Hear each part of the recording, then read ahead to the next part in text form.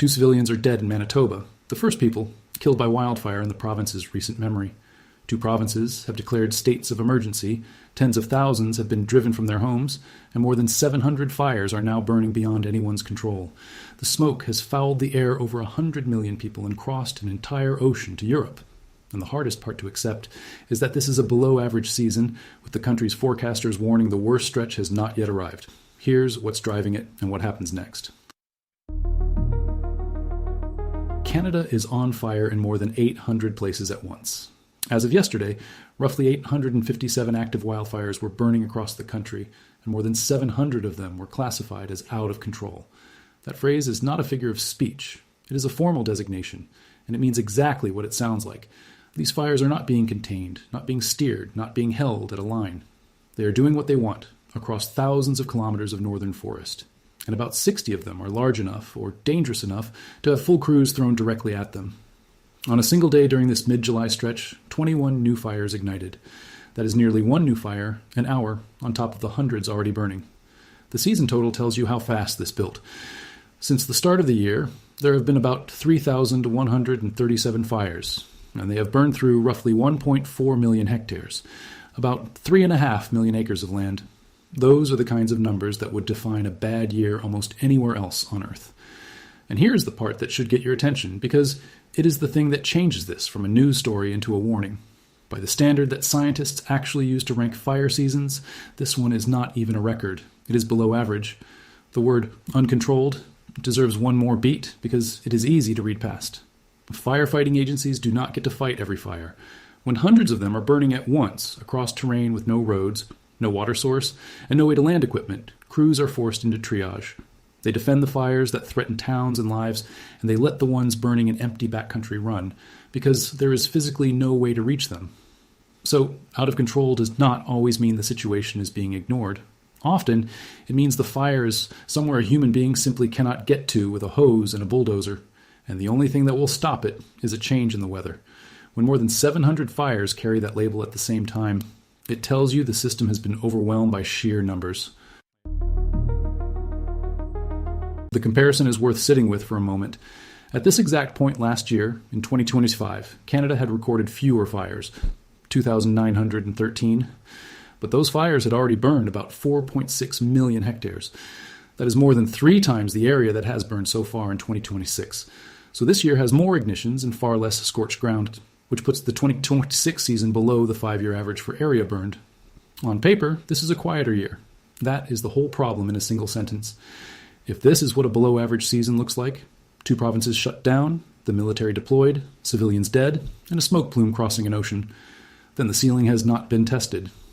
Environment and Climate Change Canada is forecasting above-average temperatures across much of the country from now into August, with dry conditions continuing in places like Manitoba and northwestern Ontario. British Columbia, Alberta, and the Northwest Territories are flagged for the highest ongoing risk. Federal officials have been blunt about the framing. This season started slowly, but it started at high risk. Translation: what you're watching right now may be the opening act, not the finale. To understand what a real blow-up year looks like, you only have to look back a couple of summers. In 2023, Canada had its worst fire season in recorded history, more than double the previous record for area burned. And it was the season that turned the sky over New York City an apocalyptic orange for days, one of the most photographed air quality events in modern American memory. Then 2025 delivered another extraordinary year. 2 record-scale seasons inside 3 years is the pattern sitting behind the current one, and it is the reason forecasters are not treating a below-average July as reassuring. It is the low end of a range that now has a very high top. The concern is not that 2026 already matches 2023. It clearly does not, at least not yet. The concern is how quickly a below-average season can flip once the heat and dryness arrive on the schedule the forecasters are describing. 2 provinces have already given up the pretense that this is manageable. Manitoba declared a province-wide state of emergency, with officials describing the wildfire activity as unprecedented, and the majority of the province sitting under extreme fire danger. Saskatchewan followed with its own state of emergency, and both crews and military forces were pushed forward to fight dozens of out-of-control fires. A state of emergency is not a symbolic gesture. It unlocks powers a government does not use lightly, the authority to order evacuations, to commandeer resources, to move people against their will because the alternative is worse. The reason those powers matter is that the fires have started to cost lives, not just property. 4 people have died during firefighting operations this season, and in the small town of Lac-du-Bonnet, Manitoba, 2 civilians were killed, reported as the first civilian wildfire deaths in the province's recent history. Think about what that means. Manitoba is a place where wildfire has historically meant a hard summer, a forced evacuation, maybe a lost cabin or a lost home. It has not meant residents dying. That line has now been crossed, and once a threshold like that falls, it reframes everything about how dangerous the season really is. The presence of the military tells you something too. Armed forces are not wildfire specialists. The government does not call them in for a normal season. They get deployed when the civilian firefighting system runs out of capacity. When there are more fires than there are crews, more evacuations than there are buses, more remote communities cut off than local resources can reach. In this case, soldiers were helping move people out of communities that had no other way to leave. When you see the Army assisting in evacuation, that is the clearest possible sign that the ordinary machinery for handling a fire season has been stretched past its limit, and the country has reached for its backup. The evacuation numbers show how many people this fire season has already displaced. More than 33,000 people have been forced from their homes across the country. In Manitoba alone, roughly 17,000 were under evacuation orders, with people sheltering in Winnipeg, and some bussed as far as hotels in Niagara Falls, Ontario, hundreds of kilometers from home, waiting to find out whether they still have one. Indigenous communities have been hit hardest of all. As of the middle of this week, 9 First Nations had been affected by wildfire, 6 of them had been evacuated, and roughly 1,500 individuals had been displaced. The Canadian Armed Forces were assisting the evacuation of 2 of those communities in Manitoba. Those frontline stories keep repeating across the map. Earlier in the season, West Kelowna in British Columbia ordered a fast tactical evacuation of about 800 people and hundreds of properties as a fire moved on the community. Across the country in Nova Scotia, the Long Lake Fire in the Annapolis Valley burned roughly 8,500 hectares and destroyed about 20 homes. These are the specific human ground truths sitting underneath the national statistics, and yet, for the overwhelming majority of people who are about to be affected by these fires, none of this is what they will actually experience. Because the largest consequence of these fires is not the flame, it is the smoke. Most people touched by these fires will never see one. That is the strange, defining feature of this entire event, and it is why this is international news instead of a regional emergency. Massive plumes of smoke have poured south across the border, degrading air quality for more than 100 million people across the United States, the Midwest, the Great Lakes, the Northeast, and the Mid-Atlantic. Around New York, visibility dropped to somewhere between 2 and 5 miles. The skylines of New York City and Boston turned hazy and yellow-gray. Michigan issued a statewide air quality alert. Minnesota, Wisconsin, Pennsylvania, and New England followed. The scale of the government response gives you a sense of how widespread the exposure was. On a single day this week, the United States had 181 air quality alerts and 18 dense smoke advisories active at the same time. And the smoke was forecast to get worse, not better, across the Northeast and Mid-Atlantic through the end of the week. So a person in Philadelphia or New York or Detroit steps outside, smells something metallic, notices the sun looks wrong, checks a warning on their phone, and every bit of that is the downstream signature of a fire burning 1,000 miles away in a forest they will never stand in. The smoke is the messenger, and it travels much farther than the fire ever could. This is also the point where the internet fills up with a different explanation, and it is worth addressing head-on before moving past it. Every large fire season now brings a wave of viral claims that the fires were set deliberately. A coordinated arson campaign, or in the stranger versions, fires started by some kind of directed energy weapon from the sky. The honest response is to separate the grain of truth from the fantasy. Yes, individual fires do sometimes have human causes, and arson is real, but a continent-scale season of hundreds of simultaneous ignitions, spread across thousands of kilometers of roadless northern forest, is not something a person with a lighter produces. The energy that lights and spreads these fires comes from lightning, bone-dry fuel, and wind, the ordinary physics of a hot, parched terrain. There is no evidence of exotic ignition, and none is needed to explain what the drought and the heat are already doing. The frightening part of this story is not a hidden hand. It is how normal the ingredients are. One number from this event stands out above all the others. Earlier this week, Toronto, a city of roughly 3 million people in one of the wealthiest countries on the planet, recorded the worst air quality of any major city on Earth. Not one of the worst, the worst. It sat at the top of the global live rankings, above the mega cities usually associated with hazardous smog, and the city issued an orange air quality alert. That is the smoke from northwestern Ontario's fires, where more than 180 wildfires were burning by midweek, with 136 of them in the northwest region alone. For a G7 city to top that list, even briefly, is an inversion of how we expect the world to work, and it tells you just how concentrated that plume became. It is the clearest possible signal that the air does not care about borders, wealth, or infrastructure. A dense enough column of wildfire smoke will foul the air over 3 million people just as easily over Toronto as over anywhere else, and then it will keep moving. There's a psychological weight to that ranking that goes beyond the raw health numbers. Cities that usually sit at the top of the world's worst air lists are places most people mentally file under a different category of problem.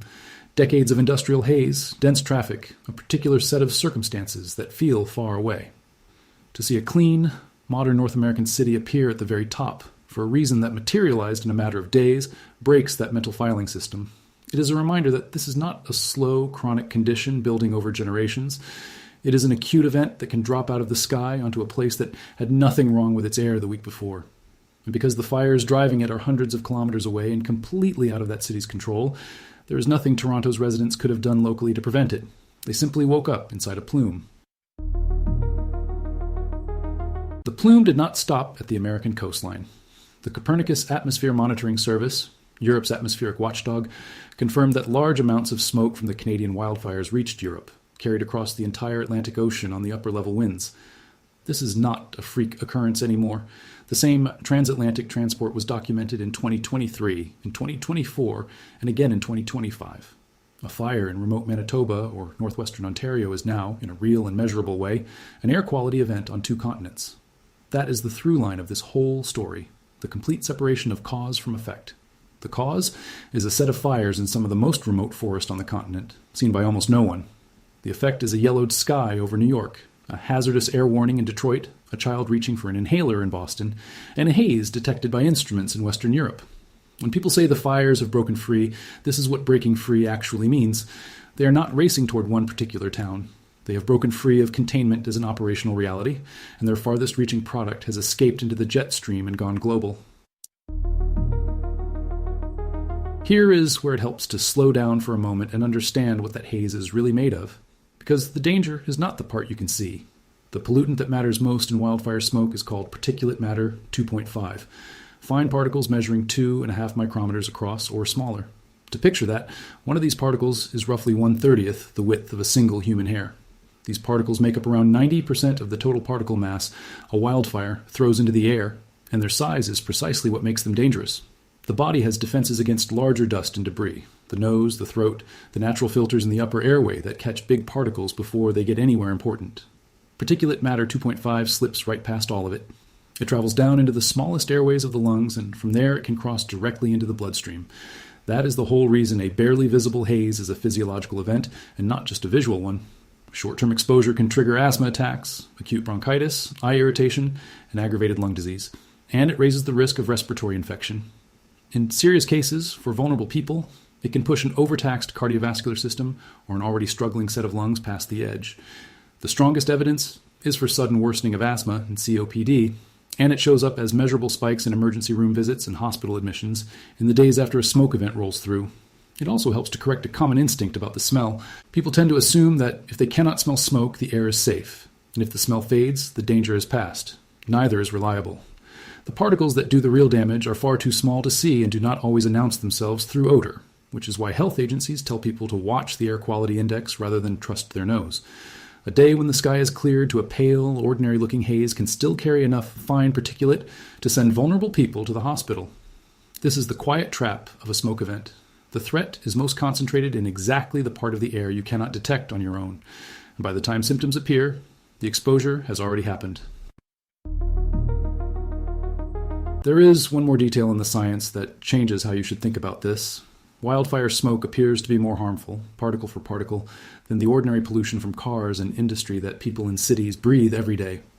When researchers measure it, they find that respiratory hospitalizations rise somewhere between 1.3% and as much as 10% for every 10 micrograms per cubic meter of wildfire particulate. For the same amount of pollution from typical urban sources, the increase is smaller, between roughly 0.2% and 1.3%. The wildfire version does more damage. The reason has to do with chemistry. Wildfire smoke carries compounds that generate more free radicals once they are in the lung, which drives more inflammation and more oxidative stress in the tissue than everyday city particulate does. In plain terms, your lungs react more violently to the same dose. And the people who pay for that hardest are the ones you would expect. The elderly, young children whose lungs are still developing, and anyone already living with a cardiac or respiratory condition. The timing of this particular event makes that worse because the smoke has been arriving on top of extreme heat across much of the eastern United States. Those two hazards work against each other in a way that traps people. In a heat wave, the standard advice is to open the windows at night, get some airflow, cool the house down. In a smoke event, the advice is the opposite. Seal the house, close the windows, run the air conditioning on recirculate, and keep the outside air out. When both hit at once, the vulnerable people at the center of each warning are handed two instructions that cancel each other, and many of them do not have a good option. An older resident without air conditioning, choosing between a stifling sealed apartment and an open window that lets the smoke in, is facing a genuine no-win situation. That overlap is not a rare edge case anymore. It is becoming a signature feature of North American summers, where a heat dome and a smoke plume increasingly show up in the same place at the same time, and the two threats stack instead of canceling out. Now step back and ask why the whole system is primed the way it is, because the fires are only the visible end of a longer chain. The atmosphere over North America has been set up almost perfectly to dry out fuel and move smoke. A heat dome has been parked over the central United States, and Canadian temperatures have run above average, and both of those pull moisture straight out of the forest, turning living trees and damp soil into ready fuel. On the American side, the ground is already thirsty. Nearly 66% of the contiguous United States is in abnormally dry conditions, or worse, and almost 11% is in the more severe drought categories.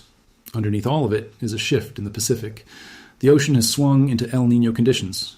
The key index sits at plus 0.98, and it moved by more than 1.5 degrees in a remarkably short span. That kind of rapid swing matters because El Niño reshapes weather patterns across the whole hemisphere, nudging where the heat pools, where the rain falls, and where it does not. When you combine a warmed baseline with an El Niño pulse on top of it, you get an atmosphere that is unusually good at drying out fuel and steering the resulting smoke over populated areas, which is more or less a description of exactly what has been happening. There is also a longer horizon worry that scientists raise carefully as a mechanism under study rather than a settled forecast. The northern boreal forest is one of the planet's largest stores of carbon, holding enormous amounts of it in trees, in soil, and in thick layers of peat that have taken thousands of years to accumulate. When it burns on a severe enough scale, it releases that carbon, and a bad enough fire year can turn the forest from something that quietly absorbs carbon into something that adds it. Over time, that added carbon feeds the very warming that dries the next season's fuel, a loop that, if it takes hold, would make each severe season a little more likely to be followed by another. No single year proves that loop is running, and researchers are careful to say so. But two extraordinary seasons in 2023 and 2025, followed by a fast escalating 2026, are exactly the kind of clustering that keeps the question open. The honest answer to how bad this gets is that we do not know yet. And that uncertainty is the story. The season is below average by area burned, but it has more than 700 fires out of control and roughly 21 new ignitions in a single day, and Canada's own forecasters are calling for hotter and drier weather straight through August. The question that will define the next several weeks is whether 2026 crosses over from a below-average year into a blow-up year, the way 2023 and 2025 did. The fuels are primed, the pattern is in place, and the ceiling has not been reached. Watch three things over the coming days. Watch whether the out-of-control fire count and the evacuation totals keep climbing, because those are the live counters that tell you if this is stabilizing or accelerating. Watch how long the current smoke episode lingers over the American Northeast, and how far the European transport actually reaches, since both have a defined near-term window before conditions shift. And watch the temperature and a drought outlook across the Canadian West, because that is where the next surge would come from. What is clear right now is the shape of the thing. A country burning in more than 800 places, a plume of invisible particles reaching 100 million people, and then an entire second continent. And a warning from the people who track this for a living that the worst stretch of the season is still in front of us. We will be tracking it as it develops.